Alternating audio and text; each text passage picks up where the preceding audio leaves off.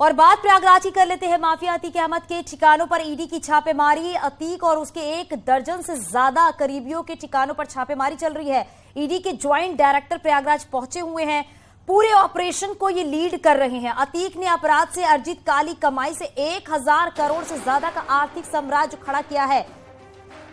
ED 150 crore से ज्यादा की संपत्तियां जो है वो चिन्हित कर चुकी है और जल्द ही जब्त करने की तैयारी भी है। ये बड़ी खबर इस वक्त की है। अतीक के ठिकानों पर छापेमारी की जा रही है और अतीक उसके साथ ही साथ आपको बताते चले कि 1 दर्जन से ज्यादा करीबियों के ठिकानों पर भी छापेमारी है।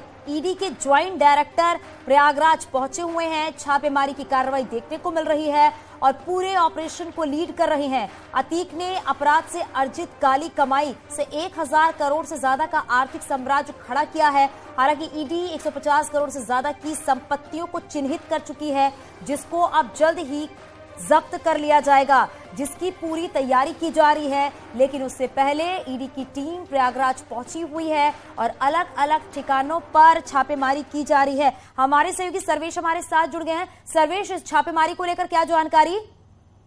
देखिए, अतीक अहमद के खिलाफ पहले भी कार्रवाई की गई है। 8 करोड़ रुपए की संपत्ति जो है वो जब्त की गई थी। इसके अलावा 13 बैंक खाते जिनमें करोड़ों रुपए थे उसको भी जब्त किया गया था। लेकिन एक बार फिर से उमेश पाल शूटआउट के बाद अतीक अहमद के खिलाफ ईडी की कार्रवाई हो रही है और ईडी की कई टीमें इस वक्त छापेमारी कर रही हैं। बताया जा रहा है कि कालिंदीपुरम इलाके में खालिद जफर, जो अतीक अहमद के गैंग का सदस्य है और फाइनेंसर बताया जा रहा है, उसके घर पर सुबह ही ईडी और पुलिस की टीमों ने छापेमारी की है। बताया जा रहा है कि शाइस्ता परवीन के भी खालिद जफर के घर में शरण लिए जाने की बात सामने आ रही थी।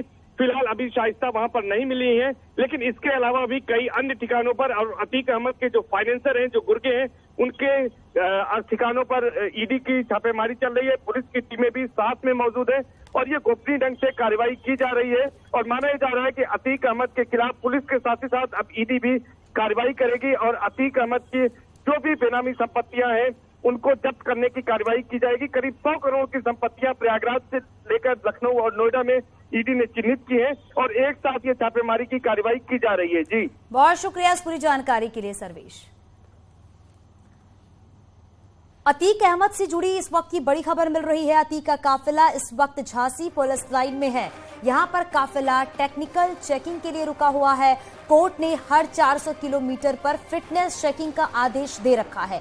आपको बता दें कि उमेश पाल मर्डर केस में पेशी के लिए अतीक को साबरमती जेल से प्रयागराज लाया जा रहा है और अभी ये जो काफिला है झांसी पहुंचा हुआ है। सिविल लाइन में टेक्निकल चेकिंग हो रही है क्योंकि कोर्ट की तरफ से ये कहा गया है कि हर 400 मीटर पर फिटनेस चेकिंग होगी और इसी की वजह से ये काफिला जो है झांसी पहुंचा हुआ है और पुलिस लाइन में ही टेक्निकल चेकिंग जो है वो की जा रही है। इसके बाद ये फिर काफिला आगे के लिए रवाना होगा। आपको याद होगा पिछली बार भी झांसी में ही जो चेकिंग की गई थी वो झांसी में ही की गई थी। झांसी में कहा जा सकता है कि पुलिस लाइन में ही ये पूरा काफिला रुका था, जहां पर आधे घंटे से ज्यादा वहां पर कहा जा सकता है कि ब्रेकफास्ट वगैरह किया गया। उसके बाद फिर ये काफिला आगे की तरफ बढ़ा और आज भी जो ये काफिला है झांसी पहुंच चुका है, जहां पर टेक्निकल चेकिंग की जा रही है।